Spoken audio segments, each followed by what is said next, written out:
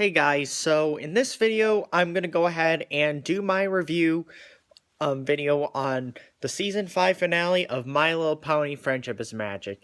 And before I go ahead and start this review, I'm going to go ahead and point out to you guys that just got this shirt yesterday. I know the text is backwards, but yes, yesterday I got another Brony shirt, and last weekend I also got this cool new Brony hat.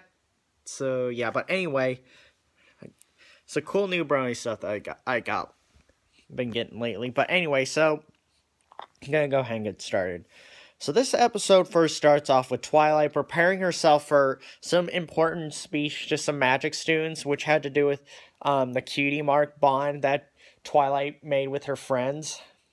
And so the next scene that you see Twilight giving that speech, and I think it was in some place in Canterlot. But anyway, like I said, the presentation had to do with the cutie mark bond that Twilight made with her friends, and also involved how Twilight and her friends got them as well, which actually had to do with the sonic rainbow that RD made as a filly, which happened way back in an episode in season 1, or at least it was a flash. They showed a flashback of RD doing it as a filly. But anyway, so in the next scene, after she gets done with her presentation, she finally makes it back to the castle, but then comes across a Starlight Glimmer, who was the villain in the premiere, which I thought was pretty cool. To see her appear in the premiere and then see her come back for the finale. But anyway, so once they meet up with Starlight, she uses some very powerful spell to make them go back in time. And so Twilight and Spike and Starlight end up having to go back to where RD performed the Sonic Rainbow for the very first time as a filly. However, once the race started, Starlight appeared and used her magic to prevent RD from doing the rainbow, which totally affected the main six's fate as well when it comes to their cutie marks, even Twilight's. So then Twilight and Spike return to the present and notice that the castle was completely gone other than the table and the map. But then she also pointed out that the map on the table doesn't make sense anymore, and said that the entire Crystal Empire took over half of Equestria, according to the map. So then Twilight and Spike decided to go and find their pals. However, since Starlight Glimmer went back in time and stopped RD from doing the rainbow, things were totally different. Sugar Cube Corner did not look like Sugar Cube Corner. In fact, it had some bread on top of it, so I guess it wasn't called Sugar Cube Corner. but yeah, so anyway, they couldn't, and then Spike, they went over to Rarity's boutique, and she was not there. But then they decided to go to Sweet Apple Acres. And they also noticed how different AJ had looked.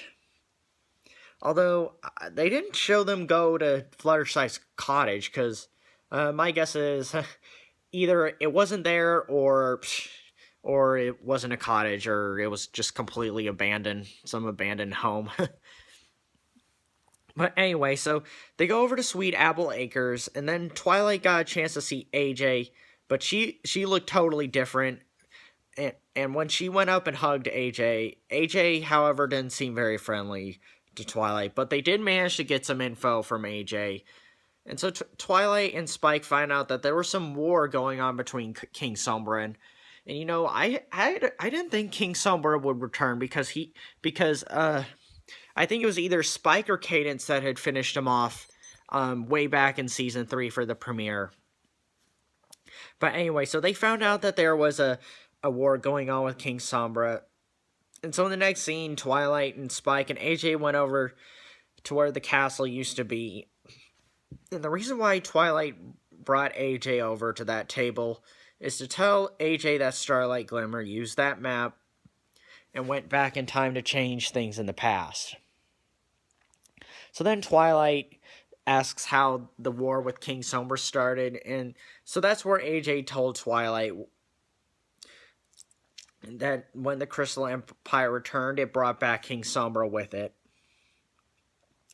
In this scene, you also get a chance to see a bit of the war that happened against King Sombra.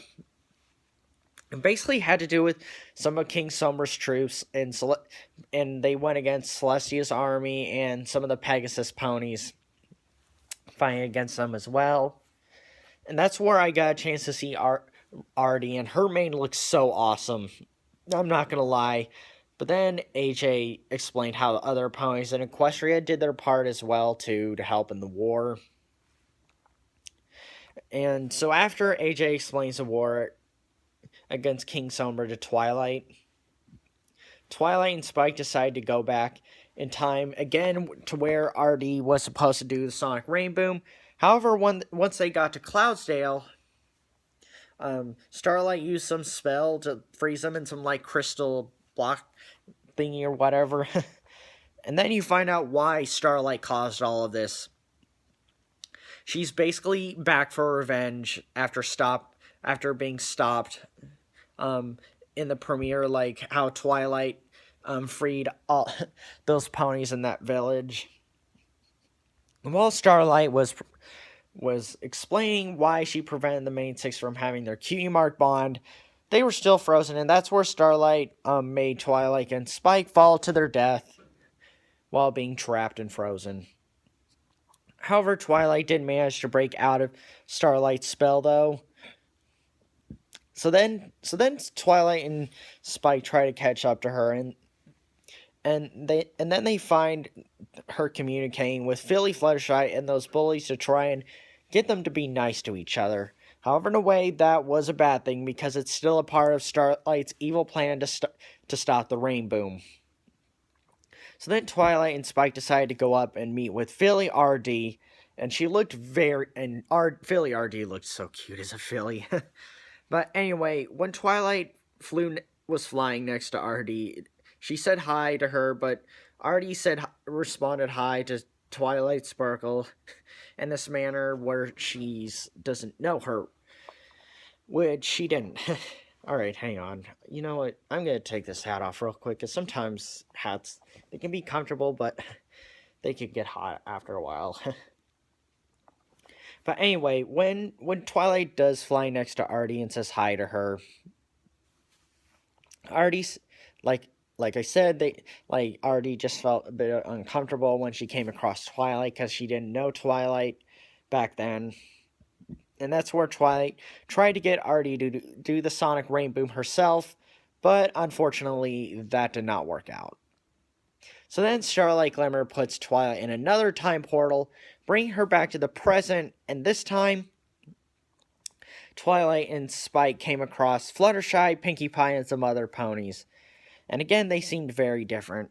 And they actually ended up holding spears at Twilight and Spike, and they were even called changelings. And yes, and yeah, I'll be getting to the part where Chrysalis comes back soon.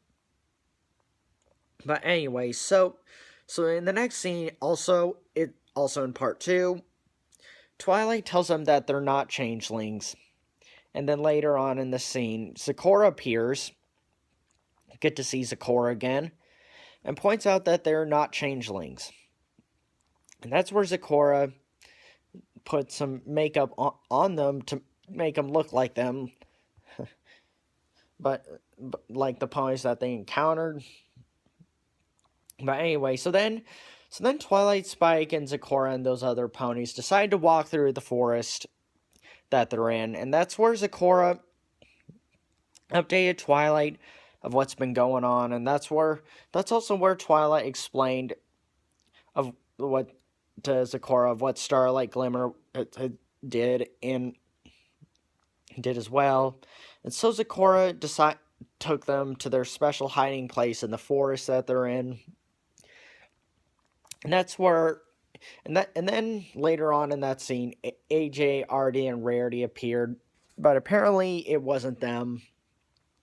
They were changelings, and Chrysalis was the one disguising as AJ. And I thought it was really cool how they brought back Chrysalis, because I was wondering if Chrysalis was going to come back too. But anyway, so then a bunch of other changelings appear, and that's where another battle against the changelings began. However, Twilight and Spike went back to the map and went back in time again to where RD did the rain boom. Then once Twilight met back up with Starlight there, that's where they began to duke it out in a little mini Dragon Ball Z fight with their lasers coming from their horns. However, once Artie and those two bullies saw them fighting, they decided to stop and watch them fight instead of finishing their race. And that's where Starlight Glimmer addressed to Twilight that she couldn't stop her no matter what she does. So then Starlight puts Twilight in it and Spike in another time portal. However, when they went back to the present again, it was actually nighttime. And then some Timberwolves appeared, and I thought it was pretty cool how they looked 3D. But obviously, Twilight and Spike had to run away from them. And after they outran them, Twilight and Spike then came across the castle of the two sisters. So obviously, they went in to get some more details. However, when they went in, they came across Rarity, and she also changed for the worse because of how rude she was to Spike and Twilight. And then Spike and Twilight finally encounter Nightmare Moon again. And then some of Nightmare Moon's guards came up to them as Nightmare Moon asked how she time traveled. That's also when Rainbow Dash, as one of her guards, took off her helmet, and I did not like the short mane style that she had in this scene. I thought the mane style that she had when she fought against King Sombra's army looked a lot better. But anyway, so that's where Artie got really firm with Twilight about her answering Nightmare Moon's question. Then in the scene, you find out that Celestia had been imprisoned in the moon for years, which is also something I found very shocking, since that had to do with Starlight messing with time. But anyway, so in the next scene, Twilight and Spike bring Nightmare Moon over to the map, and that's where Twilight told Nightmare Moon that Starlight used a spell to go back in time to change the past. However, later on in the scene, Twilight and Spike managed to escape Nightmare Moon and go back into the time portal to go back to the past of where Artie was supposed to do her Sonic Rain Boom. That's where Starlight kept putting Twilight in more time portals, and they just kept getting worse and worse after going in them. Like, one involved T-Rex on the loose again. One involved Discord causing more chaos again, and the Flim Flam brothers. The only evil thing I saw was taking down some tree, but other than that, I really don't know what all they did. But anyway, so later on in this scene, another time portal opens, and Twilight actually brings Starlight with her. And in this time portal, Twilight actually brings Starlight with her, and they pretty much end up in the middle of nowhere, with the map, and it's just all dark and gloomy. And I found that scene pretty intense of what Starlight did to lead them in that position, or to bring there in that kind of setting.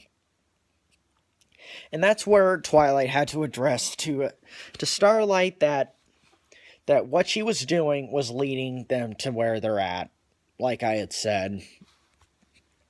And how each time portal that Twilight went through just kept on getting worse and worse. Twilight hoped that would change Starlight's mind about what she's been doing. However, that's where where Starlight had also addressed that she was just fine about what she had back in that small village, playing each of those ponies for a fool by making them get rid of their key marks, up until Twilight and her friends stopped her from controlling those ponies in that village and putting it under communism. But anyway, so that's where Starlight. So then that's where Starlight took Twilight and Spike to her home town that she grew up in, that was located on the map. But again, obviously they went back in time as well to get there. And it actually did look very nice. It did look like a nice little hometown that she grew up in. But anyway, so once they got there, Starlight brought them to their house, and they got a chance to see Starlight as a filly, which I think she looked really cute as one. But anyway, so Starlight showed them her playing with an old friend of hers named Sunburst. They were basically stacking some books, and one of them almost fell on top of Starlight. But Starburst or Sunburst. Starburst's a kind of gum or kind of candy. But anyway, so Sunburst used his magic to prevent them from falling on top of her. However, he then started doing some more. Sorry, that's my watch. But anyway, so he started doing some more magic tricks with them, which then led him to getting his cutie mark. After that, Starlight became bitter about that because she never saw him again, and he got a lot more love and attention from that, which caused her to not make any friends again in her hometown, because she was worried that the same thing would happen again if she made another new friend. And I think it's pretty cool how some of these villains have a certain little story behind them that explains to them where they got where they're at. So yeah, but anyway, so then the three of them again return to the scene where Artie races those little bullies. Then once they got back there, Starlight didn't really do much to stop the rain boom. Instead, she dealt with Twilight again herself, only this time she went to doing something really critical and bad. She took the scroll away from Twilight that had to do with Star Swirl to Beardeth. Yeah, I probably should have mentioned that in this episode, Twilight had mentioned that that time travel was a really powerful spell, and that Star Swirl to Beardeth could only go back like a week. But Starlight obviously definitely went back way farther than that. So anyway, Starlight took the scroll away from Twilight that had to do with Star Swirl to Beardeth and wanted to tear it apart so Twilight could do absolutely nothing to stop her. However, Twilight did manage to reason with her about working through it and stuff like that. And that's actually where Starlight finally took Twilight's advice and took her hoof and let Artie do the rain boom, which pretty much affected all of the fate of Equestria. And you know what? I mean, the Sonic Rain Boom is really cool, but I had no idea that it had such an important. It was so important to Equestria and its fate, and how critical the main six's friendship was to Equestria's fate as well. I mean, I just found that truly amazing. But anyway, so then Twilight, Spike, and Starlight returned to the castle after letting Philly Artie perform the Sonic Rain Boom. That's also when the map on the table returned back to normal as well. And then you finally see the main six back to normal and show up, and then got suspicious about Starlight's return. However, Twilight told him it's a long story, and by that she pretty much meant the whole episode. But anyway, so the next scene, Starlight had to wait outside of the main room for a bit while the main six go over some of the important details of what went on. Artie and Pinky were amazed at how much Equestria depended on the rain boom. Like, same case with me, and how Pinky had mentioned that she was surprised about how important their friendship was. And but then Twilight had also addressed that it was more than just that. She mentioned that it had to do with the friendships that connect through all of Equestria. And also said that breaking one bond of friends can make it less powerful. Despite how powerful Starlight was in this episode, like I said, Twilight didn't mention to reason with her to stop, which Twilight did address something like that. So then Starlight was asked to come in again. That's where Twilight offered to teach Starlight some important things that she learned throughout this whole experience about friendship, which also caused Starlight to reform in the end. And for some reason, I had a feeling she'd reform because when she ran off near the end of the premiere, Twilight had said something to her pals, and some of the other ponies that were under her control, is that she said that she should take some time to think over and reconsider what she did. And despite all that she did in the finale, I'm glad she reformed from learning some cool stuff from the main six in the end, and also became friends with the main six as well. So in the next scene, you get to hear them sing another great song to wrap up this finale and the season, which the song is called "Friends Are Always There for You." And during this song, it basically showed Starlight doing some other fun stuff with each of the main six. And then at one point during that song, she actually went back to that village from the premiere and apologized, and kind of gave a little apology for what she did. And I found that very heartwarming after the way she treated them, like lying to them and about the happiness, and really it didn't get them what they wanted. But anyway, but overall, that whole song was heartwarming overall, period. And it had all the other back ponies and minor ponies, all the background and minor ponies like the CMCs and them and Big Mac surrounding them in the end. And then it ended with the main six hugging Starlight, and then concluded the song and episode and finale with a huge group pick. So yeah, so this is my review on the season 5 finale of My Little Pony: Friendship is Magic. Even though I'm sad the season's over, at the same time I think it ended well.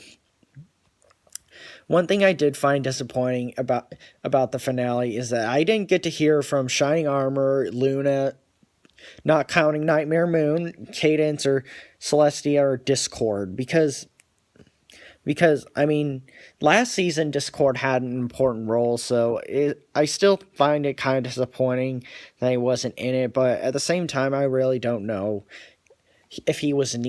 I don't think he was. I think the reason why he wasn't in this finale is because he probably wasn't needed.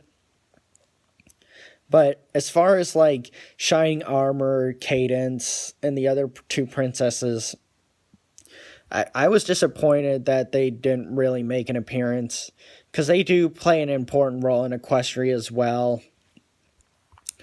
I mean, other than Celestia being mentioned in that one war moment against King Sombra.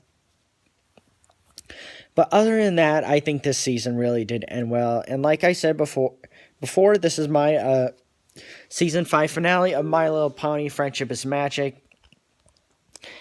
And one more thing I'd like to announce is that since I don't other than the reviews I do for this show for MLP, the new episodes, since it's over, I probably will not be using this channel as much, but I do have a gaming channel, and if you want to see more content or videos from me there, kind of basically said the same thing.